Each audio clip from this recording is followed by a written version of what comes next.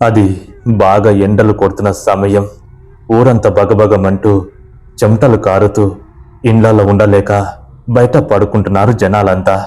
ఆ ఊరి పేరు తాటి మానుగులపల్లి. ఆ ఊరి పేరు వింటే చుట్టుపక్కల కొన్ని ఊర్లలో ఇంకా భయం ఉంది. అదే గ్రామానికి చెందిన 6 ఫ్రెండ్స్ ఉన్నారు. వీళ్ళంతా చిన్నగున్నప్పటి నుంచి ప్రాణ స్నేహితులు. వీళ్ళు ఒకరిని ఒకరు వదులుకొని ఎప్పుడు ఉండలేరు. ఈ 6 కలిసి ఒక కంపెనీలో పని చేస్తూ ఉంటారు. వచ్చే జీతంతో తల్లిదండ్రులను బాగానే చూసుకుంటారు. అయితే ఆ ఊరి చివరన ఒక భయంకరమైన అడవి లాంటి ప్రాంతం ఉంటుంది. అక్కడ ఎవ్వరు కూడా వెళ్ళరు. సాయంత్రం అయ్యేలోపు చేన్ల కాడికి వెళ్ళిన వాళ్ళు కూడా ఇంటికి తిరిగి వస్తారు.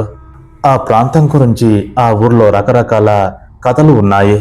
ఎందుకంటే చీకటి పడితే చాలు ఆ ఊరు వెనకాల దూరంగా ఉన్న ఆ పొలాల నుంచి భయంకరమైన ఏడుపులు వస్తాయని. చీకట్లో ఎవ్వరు కూడా అటుగా వెళ్లరు.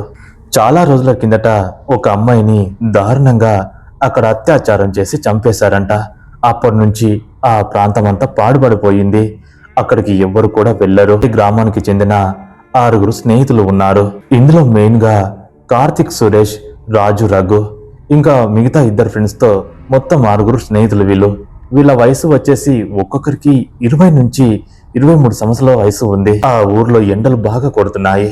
ఆ ఎండ వేడి నుంచి తట్టుకోలేక జనాలు ఇంటి బయటనే మంచాలు వేసుకొని, కట్టె మంచాలు వేసుకొని వాటిపైన నిద్రించేవాళ్ళు. ఊరంతా ఇంత భయంకరంగా ఉన్నప్పటికీ కూడా ఆ ఎండ వల్ల వాళ్ళు ఆ వేడిని తట్టుకోలేక బయట కూర్చునేవాళ్ళు, బయటనే పడుకునేవాళ్ళు. అందరూ మాట్లాడుకుంటూ దగ్గరగా ఉండేవాళ్ళు. వాళ్ళు అలా బయట పడుకున్నప్పుడు కూడా వాళ్ళు జాగ్రత్తగా వాళ్ళ చుట్టూ చీపురు కట్టెలు ఇంకా ఇతర వస్తువులు పెట్టుకొని పడుకునేవాళ్ళు. ఎలాంటి దుష్టశక్తి ఊళ్ళకు రావద్దని. ఆ ఊరి చివర ఉన్న ఆ దట్టమైన పొదాల గురించి చాలా మందికి కథలు కథలుగా తెలుసు. కానీ ఈ 6 ఫ్రెండ్స్కి మాత్రం ఆ విషయాలు తెలిసినప్పటికీ కూడా పెద్దగా పట్టించుకునే వాళ్ళు కాదు. ఇదిలా ఉండగా ఆ ఎండల దాటికి తట్టుకోలేని ఆ ఊరు జనాలతో పాటు ఈ 6 ఫ్రెండ్స్ కూడా ఒకరోజు ఒక నిర్ణయం తీసుకుంటారు. ఈ 6 మంది కలిసి ఊరి చివర ఉన్న ఆ దట్టమైన పొలాల వైపు వెళ్లి దావత్ చేసుకోవాలని చూస్తారు. ఈ నిర్ణయమే వాళ్ళ జీవితంలో పెద్ద పెను ప్రమాదం తీసుకొని వచ్చింది. ఒకరోజు కార్తిక్, సురేష్, రాజు, రఘు మిగతా 2 ఫ్రెండ్స్ కలిసి ఒక దగ్గర మాట్లాడుకుంటారు. వాళ్ళు అక్కడ కలుసుకొని మాట్లాడుతూ, రేయ్ మనం రేపు మంచి పార్టీ చేసుకోవాలి, దానికి మంచి ప్లేస్ వెతకాలి అని కార్తిక్ అంటాడు. అప్పుడు మిగతా వాళ్ళు కూడా అవునరా, ఎండలు బాగా కొడుతున్నాయి, రేపు చిల్ అవ్వాలి, రేపు సాయంత్రం అలా బయటికి వెళ్ళి మంచి పార్టీ చేసుకోవాలని మిగతా వాళ్ళు కూడా అంటారు. అప్పుడు అందరి ఒప్పందంతో పాటు ఎక్కడైతే పార్టీ చేసుకుంటే బాగుంటుందని డిస్కషన్ చేసుకుంటారు. అప్పుడు అందులో నుంచి రాజు ఒక మాట అంటాడు, రేయ్ మన ఊరు జనాలు చాలా భయపడుతున్న ప్లేస్ ఒకటి ఉంది, అక్కడికి వెళ్తే మన పైన ఎవ్వరికి ఎలాంటి అనుమానం రాదు, మంచిగా చిల్ అవ్వచ్చు, చల్లని బీర్లు మందు తాగి ఎంజాయ్ చేద్దాంరా, ఆ రాత్రికి అక్కడే ఉండి తెల్లవారుజామున ఇంటికి వద్దాం అని అందులో నుంచి ఒకడు అంటాడు. ఇక అలా అనగానే వీళ్ళందరూ కూడా నిర్ణయం తీసుకుంటారు. అరే ఏ ప్లేస్ రాని మరొకసారి అనగా, అదేరా ఆ పొదాల దగ్గర, ఆ మర్రి చెట్టు దగ్గర అని అనగానే అందులో ఉన్న ఇంకొకడు అప్పుడే భయపడతాడు. వాడే రఘు. రఘుకు భయం చాలా ఉంటుంది. అతనికి ఆ ప్లేస్ గురించి విన్నప్పుడల్లా భయం వేస్తుంది. వాళ్ళ అమ్మ నాన్న కూడా ఇంట్లో చాలా సార్లు మాట్లాడుకున్నారు. అప్పుడు రఘు ఆ మాట వినగానే, రే ఆ ప్లేస్కి వెళ్ళి పార్టీ చేసుకుందామంటారేంద్రా, అక్కడికి మన ఊరు వాళ్ళు ఎవ్వరు వెళ్ళరు, అక్కడ చాలా రోజుల కిందట ఒక అమ్మాయిని అత్యాచారం చేసి చంపేశారంట, మనం వెళ్తే అక్కడ ఏదైనా జరగలేంది జరిగితే ఏంటి చెప్పు అని రఘు అనగానే మిగతా వాళ్ళందరూ నవ్వుతారు. అలా రఘు అనగా, రే ఈ రోజులో కూడా ఈ మూఢనమ్మకాలు ఏందిరా, ఆ ప్లేస్ గురించి మాకు కూడా తెలుసు, కానీ మేము పట్టించుకుంటున్నామా, అక్కడ అలాంటిది ఏమీ జరగదు, అక్కడ ఏమీ ఉండదు కూడా, రేపు మనం వెళ్ళి సంతోషంగా పార్టీ చేసుకుందాం, ఊర్లో ఉంటే ఆ వేడికి తట్టుకోలేకపోతున్నాం అని అందరూ ఇంకా మాట్లాడుకుంటారు. కానీ రఘుకు మాత్రం భయం వేస్తుంది. రఘు కూడా ధైర్యం చెప్పి ఇంకా రేపటి కోసం సిద్ధం అవ్వమని చెప్తారు.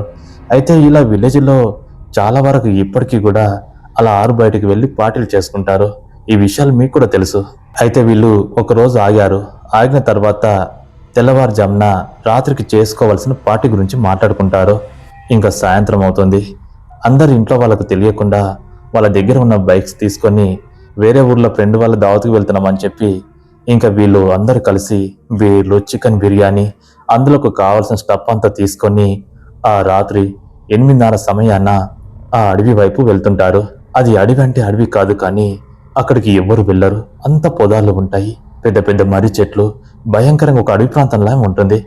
ఇంకా వీళ్ళందరూ కలిసి ఆ చీకట్లో బైక్ల పైన అక్కడికి వెళ్తారు. అలా వెళ్ళగా ఆ ప్రాంతం అంతా చాలా భయంకరంగా ఉంటుంది. ఎవ్వరు కూడా లేరు. అప్పుడు రఘుకు భయం వేస్తుంది. ఏంద్రా, చీకడైతే ఈ ప్లేస్ ఇంత భయంకరంగా ఉంది, పోయి ఇక్కడికి వచ్చామేంటి అని అంటాడు. మిగతా వాళ్ళు, రే రఘు, ఇప్పటికే చూస్తున్నాంరా, నువ్వు చాలా ఎక్కువ చేస్తున్నావు, అలాంటి భయాలు ఏం పెట్టుకోకు, ఇక్కడ అలాంటివి ఏమి ఉండవు, సంతోషంగా పార్టీ ఎంజాయ్ చేద్దాంరా అని ధైర్యం చెప్తారు. ఇంకా అక్కడికి చేరుకున్న వాళ్ళు ఒక చెట్టు కింద బైక్ ఆపుతారు. ఆపి బైక్స్ నుంచి అవన్నీ తీసుకొని వచ్చి కింద ఒక చాప పరిచి అందులో పెడతారు. ఈ నలుగురితో పాటు ఆ ఇద్దరు ఫ్రెండ్స్ కూడా ఉంటారు. అందులో ఒకని పేరు కామేష్. పేరుకు తగ్గట్టే కామేష్ చాలా కామందుడు, మంచివాడే, కానీ కామం ఎక్కువ ఉంటుంది. అయితే కామేష్ గానికి ఎప్పుడు అమ్మాయిల పిచ్చి చాలా ఉంటుంది.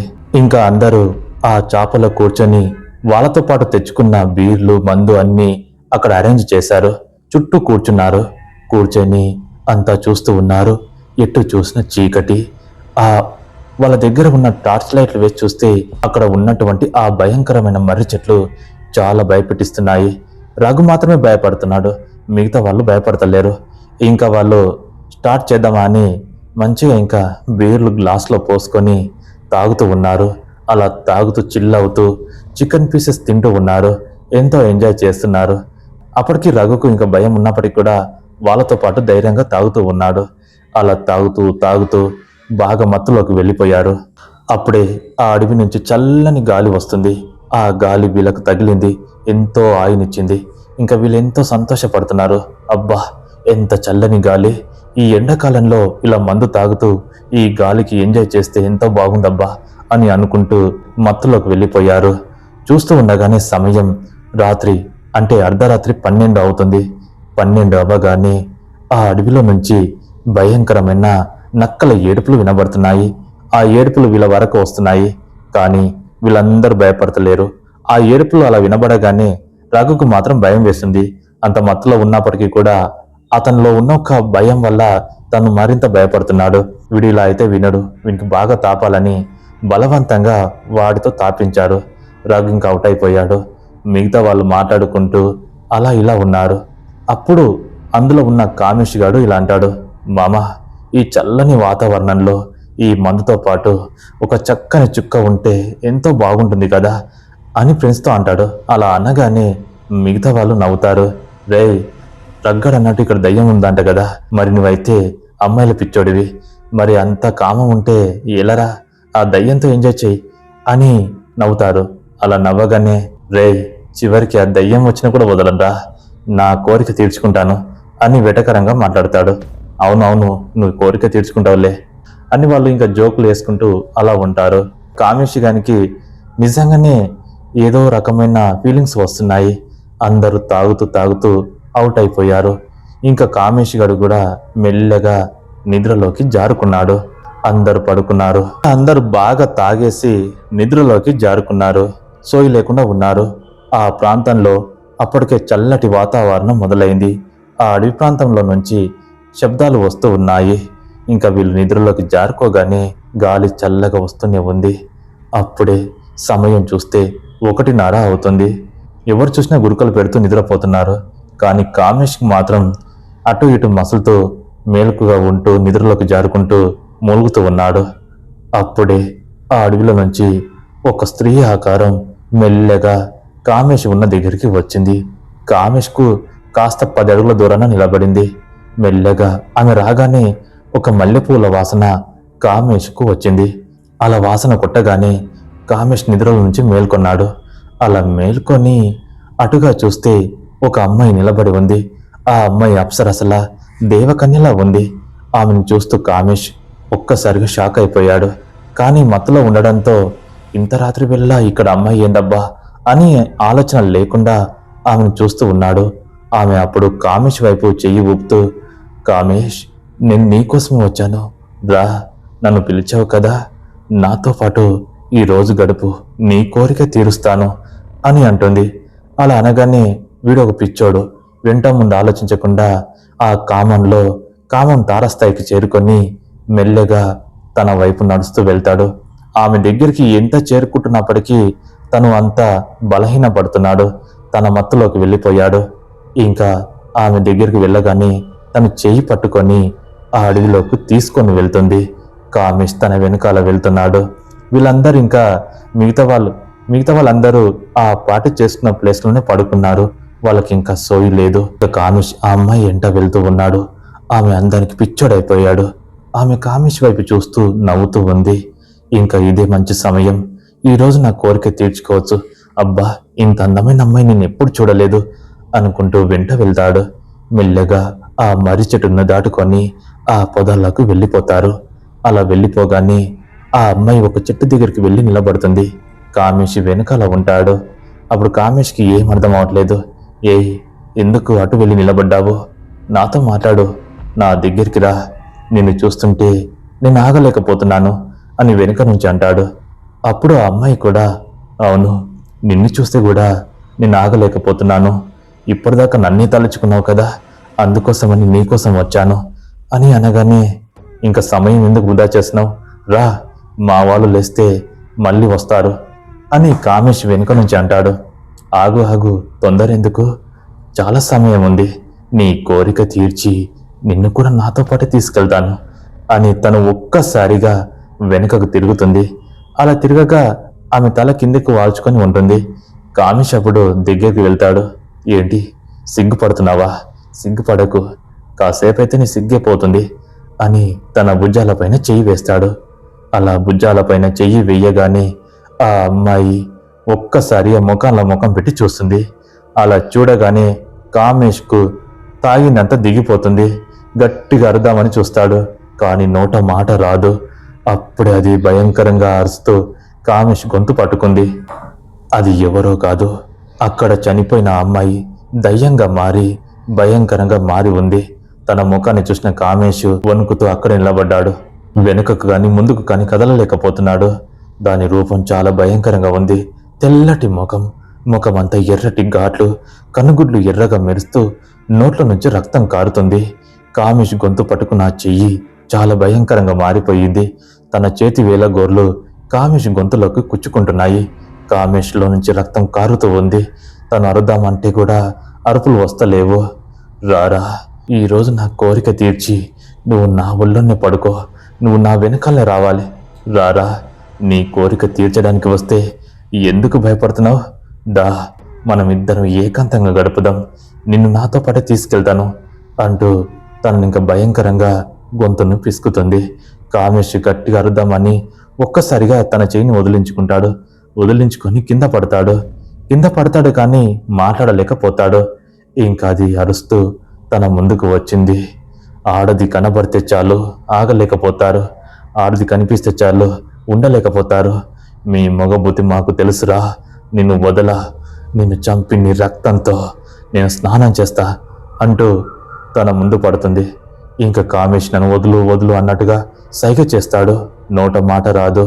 చూస్తూ ఉండగానే ఆ దయ్యం కామేష్ గొంతు పట్టుకొని ఒక్కసారిగా గొంతు కొరుకుతుంది. అలా గొంతు కొరికి రక్తం తాగుతుంది. తన గుండెని చీల్చేస్తుంది. తనని చాలా దారుణంగా భయంకరంగా చంపుతుంది. ఇంకా ఆ దయ్యం ఆకలి తీరగానే అటు నుంచి వెళ్ళిపోతుంది. తెల్లవారుతుంది. అందరూ సోయి లేకుండా పడుకున్నారు. ఎండపొలుపు తగలగానే నిద్రల నుంచి లేస్తారు. లేచి చూస్తే అందరు ముఖాలు ఒకరినొకరు చూసుకుంటారు. కానీ అక్కడ కామేష్ గాడు లేడు. ఈ కామేష్ గాడు ఎక్కడ వెళ్ళాడ్రా అని 5 మంది మాట్లాడుకుంటారు. అందరూ దిక్కులు చూస్తారు. ఎక్కడ కామేష్ గాడు కనబడడు. కొంపతీసి ఇంటికి వెళ్ళాడా ఏంది అని కంగారు పడతారు. కానీ అందులో ఒకనికి మాత్రం అనుమానం వస్తుంది, రఘుగానికి. కొంపతీసి వీని దయ్యం కూడా ఎత్తుకపోయిందా ఏంది? రాత్రి వీడు దయ్యం గురించి మాట్లాడాడు. నాకేదో భయంగా ఉందిరా, ఆ అడవిలోకి వెళ్ళి చూద్దాం పదండి అని రఘు అనగానే మిగతా వాళ్ళు, ఏంట్రా ఇప్పుడు కూడా నీ సోదేంటి? నాకేదో అనుమానంగా ఉంది, ఖచ్చితంగా కామేష్ గాని ఆ దయ్యం ఎత్తుకెళ్ళి ఉంటుంది అని అంటాడు. అలా చూడగానే వాళ్ళందరిలో కూడా ఉన్నట్టుండి కాస్త భయం వేస్తుంది. రే, నిజంగా నువ్వు అన్నట్టు దయ్యం ఉంటుందారా? ఏమోరా, నాకు భయంగా ఉంది. మనం 5 మంది ఉన్నాం. రాత్రి వాడు దయ్యాన్ని రేప్ చేస్తాను, అది వస్తే వదిలిపెట్టాను ఏదో అన్నాడు. నాకు తెలిసి అదే ఈ పని చేసి ఉంటుంది. రే, నాకు భయంగా ఉందిరా, పోదాం పదండి అని ఆ 5 మంది కలిసి ఆ అడవిలోకి చేరుకుంటారు. అలా చేరుకోగానే ఒక మర్రి చెట్టు పక్కన భయంకరమైన స్థితిలో కామేషి పడి ఉంటాడు. మొత్తం ఈగలు వాలి ఉంటాయి. అలా వెళ్ళి వాళ్ళందరూ చూడగా అక్కడ కామేష్ శవం కనబడుతుంది. అందరూ భయంకరంగా అరుస్తారు. కామేష్ నాలుక బయటికి వచ్చి చీలిపోయి ఉంటుంది. గుండెని బయటికి ఎవరో లాగి కొరికినట్టు ఉంటుంది. ఒళ్ళంతా రక్తం, కనుగుడ్లు బయటికి వచ్చి భయంకరంగా చూస్తున్నట్టు ఉంటుంది. వీళ్ళందరూ ఆకారాన్ని చూడగానే అక్కడి నుంచి పారిపోయి ఊర్లోకి వస్తారు. జరిగిందంతా ఊర్లో వాళ్ళకు చెప్తారు. చెప్పగానే ఎంత పని చేశారురా, మీ వల్ల ఒక అమాయకుడు చనిపోయాడు అని గట్టిగా తిడతారు. అందరూ వచ్చి చూడగా కామేష్ చాలా భయంకరంగా చనిపోయి ఉంటాడు. అప్పుడు గ్రామ పెద్దలంతా చాలా కోపం అవుతారు. ఈ ప్రదేశం గురించి తెలిసి కూడా మీరు ఈ తప్పు ఎందుకు చేశారా? ఇక్కడ చాలా రోజుల నుంచి ఒక భయంకరమైన దయ్యం తిరుగుతుందని చెప్పాము, అయినా పట్టించుకోలేరు. పెద్ద పోటుగల్లా వచ్చారు, అన్యాయంగా ఒక ప్రాణం బలైపోయింది, ఇదంతా మీ వల్లనే అని తిడతారు. వీళ్ళందరూ ఏడుస్తారు. ఆ రోజు కామేష్ శవాన్ని తీసుకొని వచ్చి దాన సంస్కారాలు చేస్తారు. ఆ రాత్రి నుంచి ఆ 5 మందిలో భయం మొదలైంది. ఇంకా మా వల్లనే తన ఫ్రెండ్ చనిపోయాడని అందరూ ఏడుస్తూ ఉంటారు. వాళ్ళ తల్లిదండ్రులు కూడా తీరని గోస మిగిలింది. అప్పటి నుంచి వాళ్ళకు అర్థమవుతుంది, నిజంగానే అక్కడ భయంకరమైన దయ్యం తిరుగుతుంది. అది ఒంటరిగా ఉన్నా ఆ ప్రాంతానికి వెళ్ళినా వాళ్ళని చంపుతుందని. ఇంకా వాళ్ళ తప్పును తెలుసుకున్నారు. ఇంకా బిక్కు బిక్కుమంటని ఇండ్లలోనే పడుకున్నారు. ఇంకా ఊరు వాళ్ళకు ఒకటే సమస్య, ఆ దయ్యాన్ని అక్కడి నుంచి తరిమేయాలని. ఇప్పుడు అదే పెద్ద సమస్య. ఊరును దాటి అటువైపుగా వెళ్తే వాళ్ళ ప్రాణాలతోటి ఉండరు. ఇంకా కామేష్ కూడా అలాగే చనిపోయాడు. ఆ రోజు ఆ దయ్యాన్ని పిలిపించి మరీ గెలుకున్నట్టు అయిపోయింది. ఇప్పటికీ కూడా అర్ధరాత్రి పూట ఆ ప్రాంతం నుంచి ఎవరైనా దూరంగా వెళ్ళినా కూడా అక్కడ ఎవరు నిలబడినట్టు, చెయ్యి ఊపుతున్నట్టు, పక్కనే ఇంకొక అబ్బాయి ఆకారం కనబడుతున్నట్టు ఆ ఊరు వాళ్ళు చెప్తుంటారు. ఎందుకంటే ఇప్పుడు కామేష్ కూడా దయ్యమయ్యి అక్కడే తిరుగుతున్నాడు కాబట్టి. మరి ఈ స్టోరీ మీకెలా నచ్చిందో మీరు పూర్తి స్థాయిగా కామెంట్ సెక్షన్లో తెలియజేయండి. మరొక అద్భుతమైన స్టోరీతో నేను మళ్ళీ మీ ముందుకు వస్తాను. అంతవరకు సెలవు. జై హింద్.